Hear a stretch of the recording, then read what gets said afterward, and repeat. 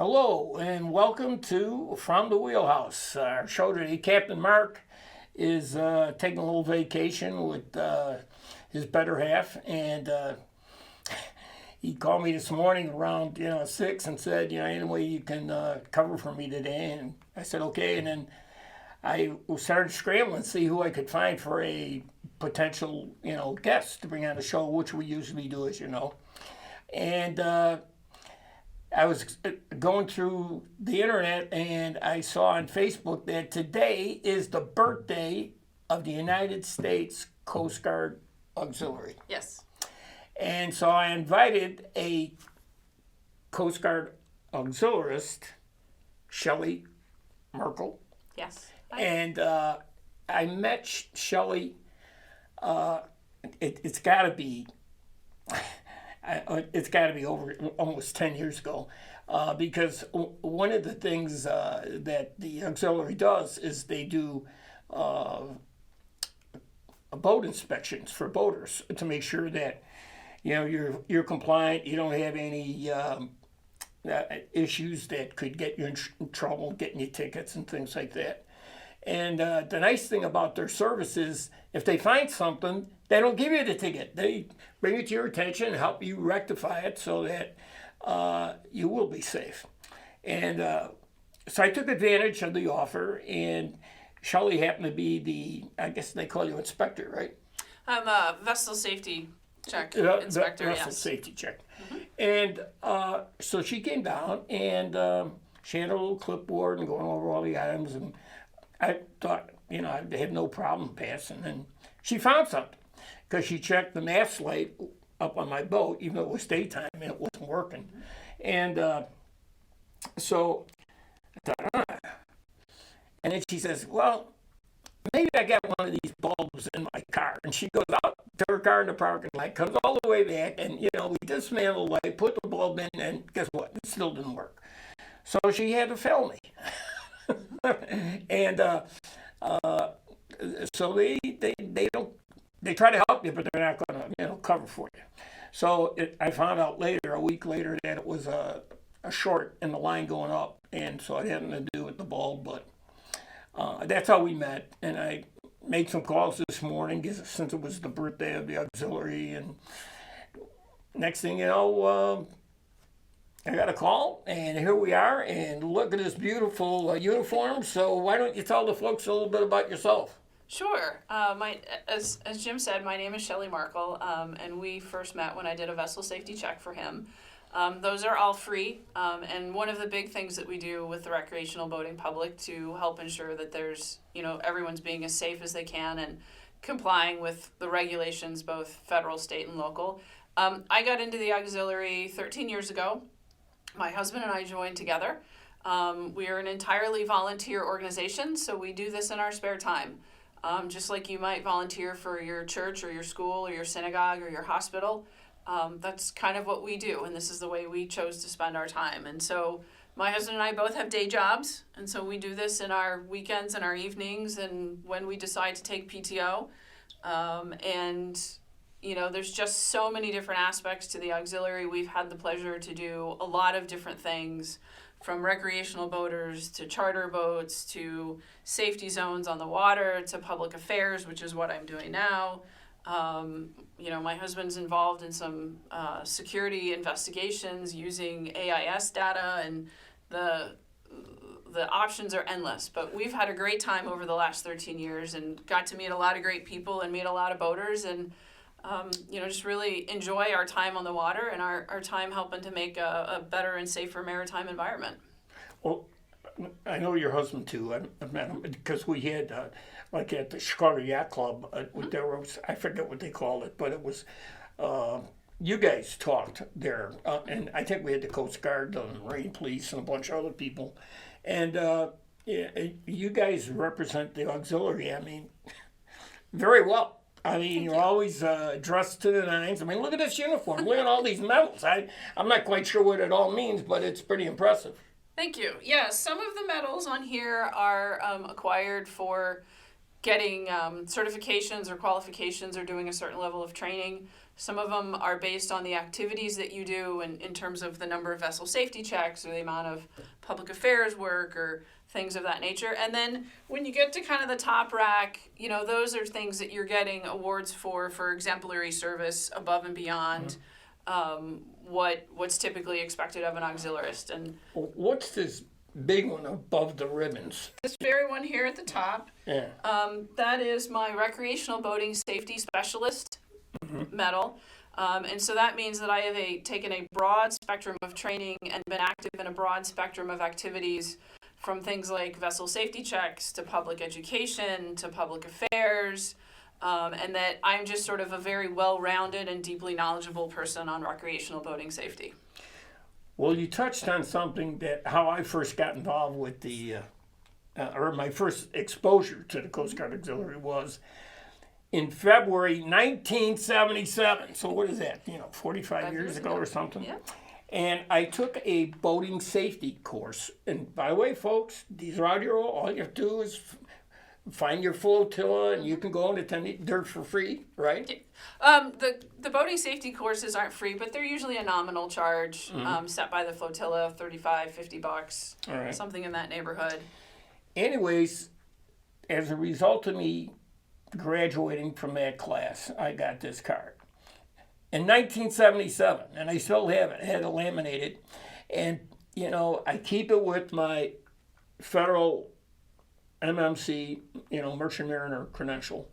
And together with my, transportation worker ID card, which is these are all filled. But that's the kind of value I put on this thing, on something I did 45 years ago, because if you get stopped by the Coast Guard, one of the things, even if you're not going to get a ticket, they have a box on their form that says, has the boater taken a boater safety class? And that's when I pull this puppy out and say, yes, I have. And that says a lot about what your credibility is about trying to be a safe boater. So. Yeah, and related to that, Jim, a few years ago, the Illinois put in a state law requiring boating safety education. And for anyone who was born more recently than January 1st of 1998, you are required to have a boating safety class that produces one of those cards in order to operate a vessel on Illinois waterways. So eventually, our entire population will age into that regulation as we move through time. Well, I know in other states it's mandatory. Yes. And I also know, like in European countries like Greece, you can't just get on a boat and take off like you can here. Right. No, you got to have a proof that you have taken a class and at least got the basics down. Yes. And and even if it's not required, it's certainly in your best interest. I mean, I've had licensed captains come to my boating safety class who said they learned multiple new things, and they've had a license for 20 plus years. So it's always a good idea to take a new class every so often. You'll kind of get a refresher, learn something new. But it shows your commitment to trying to be as safe as you can out on the water. I'll never forget the one thing that they were good instructors. I can't remember their names now, but you never can get enough knowledge or education. And the guy was saying they were sort of like laid back, sort of informal, shucks type guys, and which is what I liked about them. And they were experienced, and they laid out all these things: do this, do that, and then they go, if you've done all this, and you still find yourself in trouble, just make sure you're going as slow as possible. So when you do hit whatever you're going to hit, you do minimal damage. And I live by those words, because there are times that no matter how hard you try, something's going to go wrong. You're going to lose both engines. Some clown's going to cut in front of you, and you just, because there's no brakes in a boat. No. So I live by those words. But now, you were going to say something? Yeah, I was going to say, related to that, like, something's always going to go wrong, and you just don't know when it's going to happen. Right. And that's one of the reasons we encourage people to take a boating safety class, so you're prepared for that as possible. we tell people wear a life jacket all the time. I mean, it's regulation sometimes in some places based on age, but even then, my husband and I never hit the water without putting a life jacket on, no matter what, because you just never know what's going to happen. And to follow on to that, if you see a Coast Guard vessel pull up, every guy on that vessel has their life jacket on. Yes, every person on that vessel will be wearing a life jacket. Yep. Right. So in other words, they practice what they preach. So, and one of the things I asked Shelly, because of that, to get a little bit more of the history of the Coast Guard Auxiliary, and she produced this document that just blew my mind, because this is the 78th 83rd. 83rd anniversary. And it was founded in 1939, correct? Yes. Right before the start of World War II. They knew that war was coming, folks, because they're already fighting in Europe, with the Nazis and the Japanese and China, so they knew it was only a matter of time before we get involved. So they were trying to prepare a little bit. But do you want to talk a little bit about that, how it started out almost like coast watchers and port people, Yeah, they started in 1939 as the volunteer reserve for the U.S. Coast Guard, and they were just really tasked to sort of be on top of what was going on in their local area and to be an extra set of eyes and ears, which is very much what we still are today. And so we were watching coasts, we were looking at maritime traffic, and doing all kinds of things of that sort. And then as time went on, 1941, they actually officially changed our name to the Coast Guard Auxiliary, to help create some clarity between the reserves, which is a separate part of the Coast Guard, and the auxiliary. Yeah, so when the war broke out, they we want these guys. And so... And our focus over time has really shifted to be kind of a right hand to the Coast Guard. Our predominant interest is the recreational boating public, and the everyday citizen. So it's not just about boaters, it's also about swimmers and beachgoers. Drownings are a big focus for us of late because we've seen that really grow a lot. But it really helps to be a permanent local presence, to build a relationship and a rapport with the people that are in and around the water. The Coast Guard also has a significant maritime environmental stake. And so, we go out and we help with things like beach cleanings and river cleanups. Or oil spills. Oil or something spills. Like that. We have right. Yep, we have people that are qualified as pollution investigators to go take a look at a reported pollution case and kind of help to assess that. So we're really there to kind of round out all of the things that the Coast Guard does, and with a primary focus on sort of the everyday citizen and the recreational public. Well, Shelly brought down a video which we're going to be showing in a short time. It's about a 1-minute video, and it blew my mind about the different facets that you guys do, including sometimes getting involved with riding on Coast Guard ships.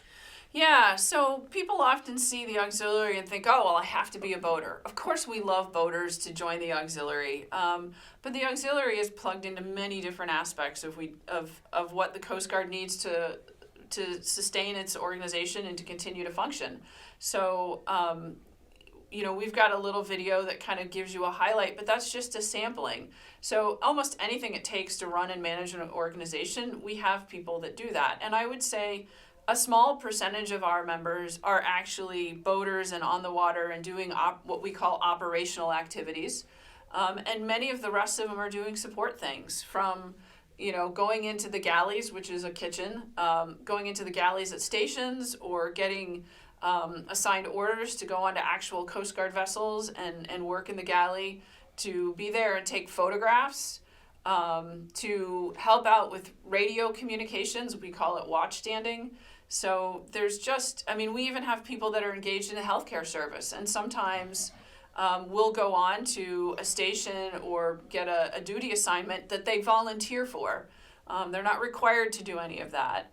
The Coast Guard will send out a request to the auxiliary to support an activity, and the Coast Guard volunteers their time if they have the skills and the resource to do that. So there are people who have healthcare certifications, nurses, nurse practitioners, doctors. There's even chaplains in the auxiliary, and so they get tasked with going to stations, going to vessels, and supporting the active duty directly. So not everything we do is just the recreational boating public.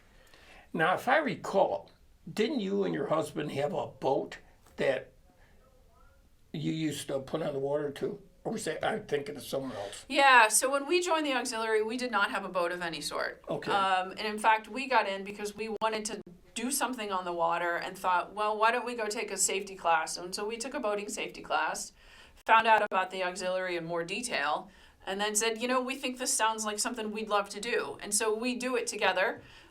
We did finally buy jet skis, so we don't actually have a boat. We did buy jet skis about 3 years ago. And so we've been able to use those over the last 3 years to really get one-on-one with kayakers and paddleboarders and some of the smaller vessels, and it's really a great platform to interface with the other jet skiers and the sailors, and just reach out. I've seen you guys. You've probably seen us on a boat. Yeah, but I think for the scene party and stuff like that, or for the air show when they're trying to restrict an area, the Coast Guard will actually use you guys, yes. right? The Coast Guard actually specifically looks for us to be a part of the team. Yeah. We maintain a safety perimeter, which is sort of an area that we want to keep boaters out of so that we don't risk an interference with the activity. So the Air and Water Show, just this past weekend, we were out for Sail Grand Prix, which was a huge event, really amazing, and we understand is scheduled to recur next year. But yeah, we go out and we create safety zones. We'll be out this weekend for the Dragon Boat races in Chinatown, to just kind of make sure that the people that are the main participants in those activities can be safe and not have to worry about other boaters coming through. So you guys do a lot. They train people, they inspect vessels. Out here. Now you mentioned about the dragon boat races. Does the Coast Guard call you guys and say, hey, can you get down there and sort of keep an eye on things? Yeah, absolutely. No kidding. We will. There's multiple different layers involved in the planning and the execution for that, but yes, the Coast Guard will reach out to us specifically, usually through the local station or the local sector, which manages the larger sort of Lake Michigan area, and say, this is what we need, and who can you send us? Do they ever, I know you guys don't get paid for this, but Nope. do they throw you a party at the end of the year or something? I mean, how do they show their gratitude? Because you're obviously contributing a lot. Yeah, I think, they certainly do everything they can to, recognize our support and our assistance. It's, there's no party that anybody throws for us. There's nothing fancy. Honestly, most of it comes from them and just good old thanks. There's some funding to support some of our literature and our, supplementary resources, but yeah, we're doing this out of our why don't we talk goodwill. a little bit about flotillas? Like when I showed you this card from 45 years ago, you said, oh yeah, I used to be In Flotilla 210. 210. So how many flotillas do we have here in Chicago? I don't even know. In Chicago itself, I think we have 5 or 6. Then we've got a few more scattered in the suburbs. All right. And, then we move into larger and larger areas. But, you can find a flotilla probably within 10 to 15 miles of anyone in this. Now, what's the structure of a flotilla? Does it have the commander, the grand exalted ruler, or do they roll up to like in a pyramid to the big? How does that organization work? Yeah, so you have a flotilla commander and a vice flotilla commander, which are kind of your elected leadership. You have a lot of individuals that are appointed as staff officers, so flotilla staff officers, who usually take a particular interest in a specific activity. So it might be vessel safety checks or public affairs, or culinary arts or something like that. And then flotillas, which are like your sort of local municipality. And then you have divisions, which you could kind of consider as something closer to like your county. And they have an elected set of leadership, but we all volunteer for it, right? We all volunteer to run for those positions. But there seems to be a hierarchy, because I'm going to throw a name out there. You may or may not know him. It seems like that Waukegan flotilla is a popular, strong one. Warren Levine, you know? Yeah. And I think he was a member of that one. And the other girl who was the meteorologist that just passed away recently, I forget her name. God. Amy? Amy, yeah. But they were all members up there, even though they lived further here. So, you know, when you're looking to join a flotilla, you try to say, well, you know, which is maybe the best one? Because you can pick anyone, right? Right. There's no best one, right? They all have different interests. And what we tell new people is just find one that meets at a convenient time and location for you. Get in, get your legs under you, figure out what it is that really interests you. And then you'll begin to find out what flotilla, you know, works best for you. So just pick whatever works, you know, in a convenience factor. And then as you start to kind of find your way in the auxiliary and figure out what you're passionate about, you know, you may change flotillas. It happens all the time. You know, that we're a whole collection of people. Sometimes you find somebody, you know, that you like to spend time with more than others, or somebody who's doing more activities in your interest area, and so you kind of shift around. But one of the things I've noticed when I've seen you and your husband do a presentation, you sort of you seem to play a secondary role. You're almost like, is he a higher rank or something? No, not at all. So ranks, I mean, so yes, ranks are designated by the stripes on your arm. Right. I'm considered to be 2.5. Technically, he's a 3-stripe. Okay. But we don't have ranks. We have chain of leadership. Okay. So it's while you take on more responsibility, and when you take on more responsibility, you sort of have more people you have to look out for. But we're not a rank organization like you think of in a true military, where because he has 3 stripes, he can tell me to do something and I have to do it. No, it doesn't work like that. You know, we're all in this together, and it doesn't matter how many stripes are on your arm. It really matters about, you know, your commitment to whatever activity you're engaged in. So if you could put your something I noticed here is the shield, which the Coast Guard is. It's a shield. That's basic.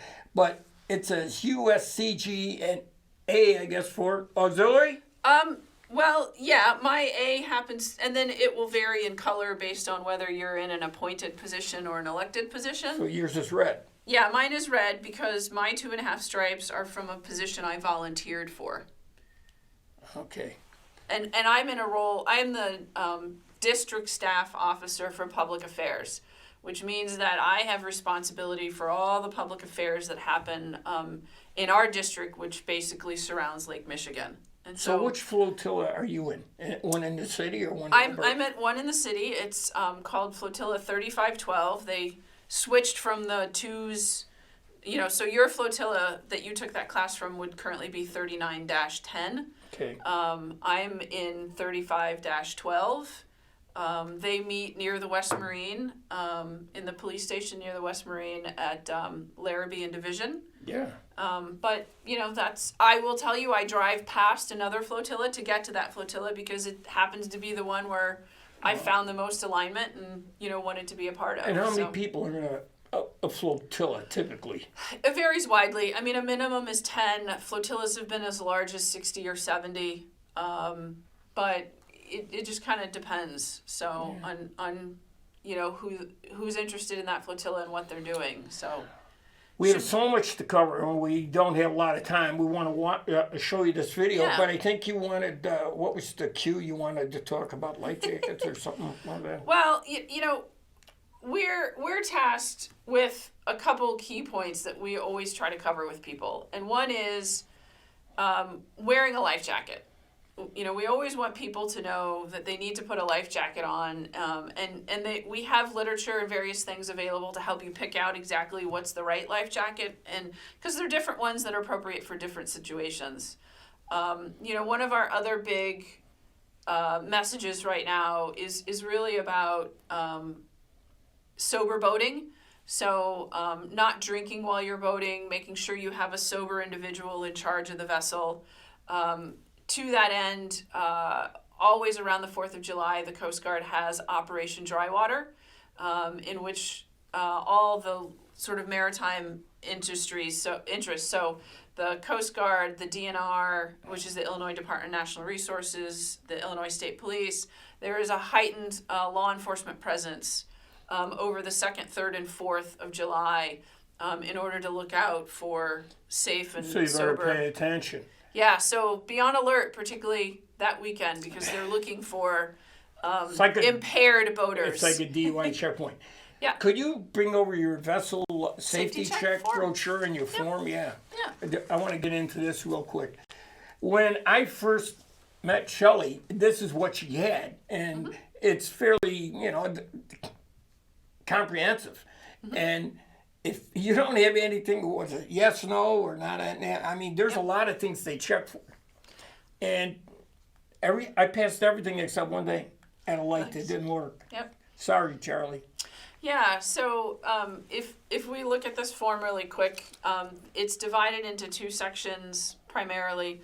The one side is the required items, and the other side is things that are recommended. And so if you don't have any one of these required items that are in proper working order, or something that, in some cases, they're things that are just legally required to be present, then you are considered to have not passed the vessel safety check. And this is kind of a no-fault system, so we can't issue citations or fines. We can simply advise you on what you need to do. So number 9 was the one that I failed. Navigation lights. Yes. And that means all the lights, okay? Yep. So it's like if you got your port and starboard and you got some, but mine was the mast light that was, so they're very thorough. Yeah. Well, it's in your best interest. Yeah, and many people look at this as the annual physical for their boat. Right. It's the time when you get an annual physical to make sure everything's working properly. And then if you pass, you give them one of these, right? Yes, and it changes year to year, and it has a new date on it every single year. If you pass, you get one of those. We always tell you this is not a get-out-of-jail-free card. It is not a hall pass. It simply displays the fact that you have voluntarily done this safety check and that you were in full compliance with the regulations at the time of the check. So if the Coast Guard pulled up alongside my boat and they saw this, it might give them a little bit better idea that, maybe I got everything in order. Yeah, I mean, it's going to tell them that you've done your part to be a conscientious and appropriate boater. They'll make a decision at that point as to how involved they want their boarding to be. But they do still have full rights to stop you and board you and take a look at these things. They can be extremely thorough, my friends. Trust me, someone who's been through it. They come out with the guns. I have already had those machine guns out. Oh, my God. They're not playing around. So. How about if we get that Let's take video a look at that rolling, video really Doctor? quick. It'll give you a good broad spectrum of the various things. Are you the looking for a auxiliary way does. to make a difference where you live? Volunteer work has long been a good way to do that. Since 1939, the U.S. Coast Guard Auxiliary, which is responsible for recreational boating safety, has been looking for dedicated volunteers. And the need for new volunteers is great right now. Please consider becoming a Coast Guard Auxiliarist. We'll guide you toward success, and we'll train you in your own home area. We'll help you hone your leadership skills. There are dozens of missions in which you can donate your time and talent to help the Coast Guard and your community by keeping people safe on the water. They include on-the-water safety patrols, on-the-water environmental protection patrols, and in-the-classroom safety lessons. You can even qualify to help at Coast Guard stations and aboard Coast Guard cutters by becoming a communications watchstander or culinary assistant. Go to cgaux.org to learn more. Okay, we're back. I mean, I saw that video for the first time today, and I was very impressed by it. Yeah, they did a phenomenal job, and I think they did well to represent just a smattering of the broad variety of things that we're involved in. And going to that website, join.cgox.org, is a great place to learn some more about us. Go to Flotilla Finder, put in I want a vessel safety check in a search engine, any one of those things, and you can certainly learn some more about what we do and what we're part of, and we'd encourage you to join us. One other quick question. When you fail this thing, do you send a carbon copy into the Coast Guard? Nope. No. It is between you and I only. Oh, okay. I wasn't sure of that. I'll give them some information about, how many checks I did that day and how many passed and how many didn't and what size they were. But your personal information and what you had or didn't have in order is just between you and I. That's good to know. Now, you had a little checklist of things you wanted to cover there. So life jackets is one of them. Mm-hmm. What? Sober boating was the other. And then just knowing the conditions. We really encourage people to go to your local weather authority and find out what the seas are going to be like. Are you expecting a storm? Is something like that happening? And certainly while you're out, to have your marine radio on channel 16 so that you can listen for any sort of broadcasts, and occasionally check in on the weather. There's a weather channel on every radio, and it'll tell you what's happening and what's going on. So just know the conditions and know your comfort level as a boater in terms of what type of conditions you're comfortable operating with. There's nothing wrong with staying home and going on another day. That's how you make sure everybody survives. I noticed one of your last points there is charters. Yes. What do you have to say about that, Shelly? There's a lot of charters going on. Some of them compliant, some of them not. Mostly what we really want to stress is that, that the passengers are aware, right? The passengers go and do their research and make sure that, the charter they're using for, is appropriately licensed, and is operating in a safe capacity. So we just want people to really be aware and really be careful that there's a lot of opportunities out there. Well, Shelly, thank you for coming down at the last minute, and I know I learned a lot. Hopefully you guys did too, and I applaud all the work that you guys do. I think all my interactions with the auxiliary have been nothing but positive, 100% helpful. And that's really our purpose. I mean, our purpose is to be an asset and a support so that you can all boat more safely. So there's no bad question.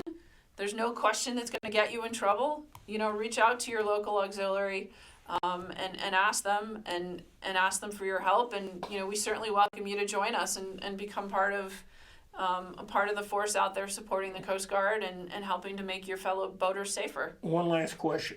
Have you ever found a body in the water? I have. Yes. So if I can actually deviate for 1 second, my husband and I were actually the silver medal recipients from AFRAS, which is the Association for Rescue at Sea in 2021, for managing a drowning situation. I performed CPR for 7 minutes. My husband ferried higher advanced medical care from the shore out to the boat. So yes, it's a once in a lifetime thing that you hope, no one ever else has to go through, but I have been a part of pulling a dead body out, and I have been part of resuscitating life to another swimmer. Wow. Yeah. You saw what happened to that Olympian girl in the pool where she almost drowned? She was doing her exercise, and her coach saw her lungs filled with water. Mm-hmm. And did you see that news article? I didn't see that article. Her coach, the lifeguards at the pool, let the poor woman who's this, because they thought she was such a great swimmer, and whatever happened, and coach finally said, "Well, we got to wrap up. Yep. I wish we had more time, but maybe you can come back again or absolutely bring back your better half." All right, everyone. Thank you for watching, and see you next week. Captain Mark should be back, and I can't thank Shelly enough for coming down. Thank you. Bye.